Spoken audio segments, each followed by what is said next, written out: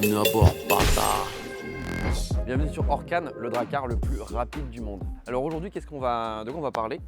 On a beaucoup parlé de la livraison de la quille, de la mise en place de la quille. Et bah là, on va enfin parler de l'assemblage de la quille, qui est l'étape d'après que nous attendons depuis un moment, qui est comment on va assembler les traves, la quille et les tambours pour en faire un seul morceau. Donc ça va se passer en 3 étapes. La première étape, ça va être de redécouper la quille à la bonne taille, parce qu'elle est un peu plus épaisse. La deuxième étape, ça va être de découper la rainure, l'encoche en fait, qui permet de mettre la première planche de bordée dans la quille. Et la troisième étape, c'est le scarfage. Donc c'est la découpe des 2 joints pour pouvoir emboîter les traves avec la quille et la quille avec les tambours. Donc là en fait le bloc de la mêlée collée qu'on a commandé, il est un peu plus long que nécessaire. Donc là par exemple on voit il y a un cran parce qu'en fait si on traçait le dessin définitif, on viendrait juste comme ça. Donc la première étape va en fait consister à partir du dessin de la quille qu'on a fait en 3D sur ordinateur, on va l'usiner pour faire un patron géant sur du contreplaqué. Et ce patron, on va le poser ici, on va retracer la quille à la forme définitive. Donc là en fait, quand vous viendrez voir sur le chantier ou dans les vidéos, vous verrez que maintenant la quille sera un peu plus fine, un peu plus légère, puisqu'elle sera à la bonne taille. Et une fois tracée, on a besoin d'un outil spécifique parce que vous voyez que la quille elle est très grosse. Et on remercie Affûtage Lafond qui nous soutiennent avec un outil un peu particulier dont on avait grandement besoin et on les en remercie vraiment beaucoup. Hop. On vient de la recevoir donc j'ai rien installé, j'ai même pas encore testé. Donc, pour que vous puissiez voir, voilà. Donc en fait c'est une sorte de fusion entre une scie circulaire et une tronçonneuse et ça va nous permettre en fait de venir couper en gros la quille de manière vraiment très propre pour pouvoir la rajuster. Donc en gros au niveau des opérations, on pose ça sur le champ, on vient tracer et après avec cette scie là, on va venir recouper selon la ligne et après on prendra un rabot pour venir en fait harmoniser la surface du bas et qu'elle soit vraiment parfaite. Donc simplement cette partie là reste, le haut est nickel, il est déjà à la bonne dimension, bonne largeur. Et c'est juste qu'en bas, sur la face, ce sera un peu plus fin, puisqu'on aura recoupé avec la scie aussi les angles. C'est l'étape la plus compliquée pour nous, c'est de venir en fait réaliser une encoche à peu près ici pour poser la première planche de bordée. Donc, comme vous le savez sur la construction de dracar, c'est une construction dite à clin. Donc on a une première planche, puis une seconde planche qui se fixe sur la première planche, etc. pour arriver à former la coque.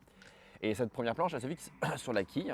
Et en fait, l'angle que forme la planche et la quille est différent en fonction de quand on est au centre du bateau qu'aux extrémités. C'est-à-dire qu'au centre, on est quasiment sur un départ, on est sur un angle plat, puisque la première planche est quasiment à plat. Et donc on a des bateaux très évasés au centre.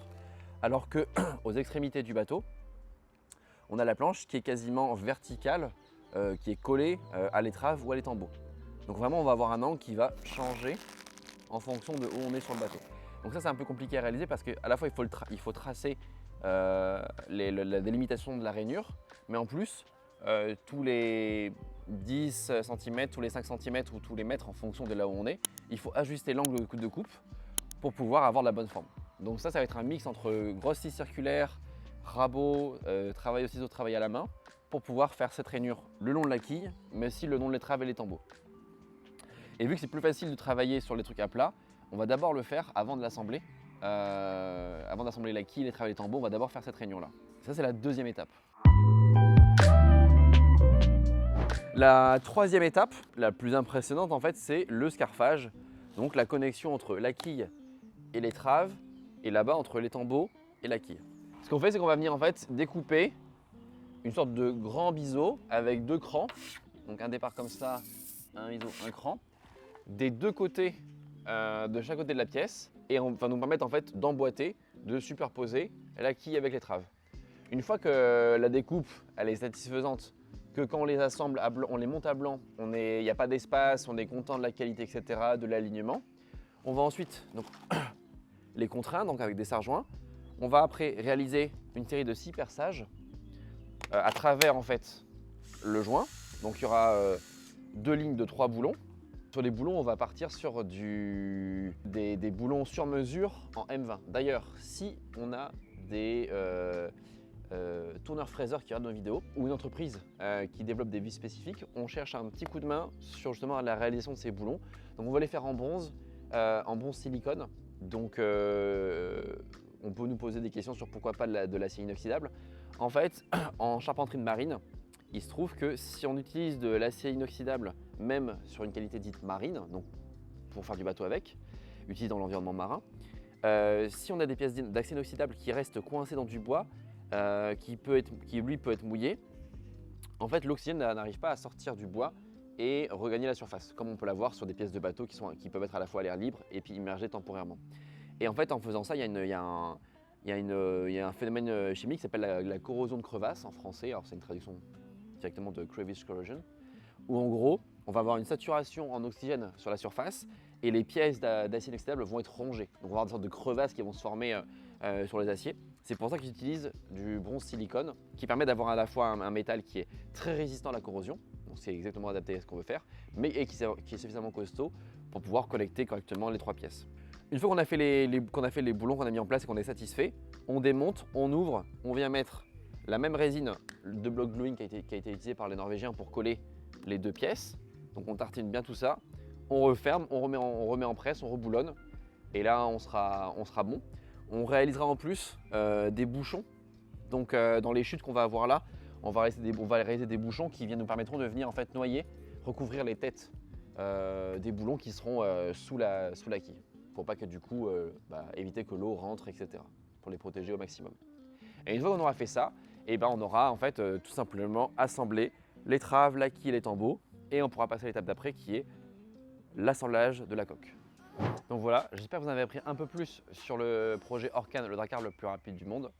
Donc sur les prochaines étapes qui vont arriver ici au chantier, sur l'assemblage de la quille, de l'étrave et les tambours, pour en faire un seul et même morceau, qui est une étape hyper importante du projet, puisqu'après c'est vraiment la construction de la coque qui va arriver. Si vous voulez nous rejoindre, toujours le même réflexe, bâtard.fr, devenir marin, vous pouvez postuler et participer au projet comme de nombreux marins qui nous aident tous les week-ends à construire ce bateau, à faire l'entretien du FIR.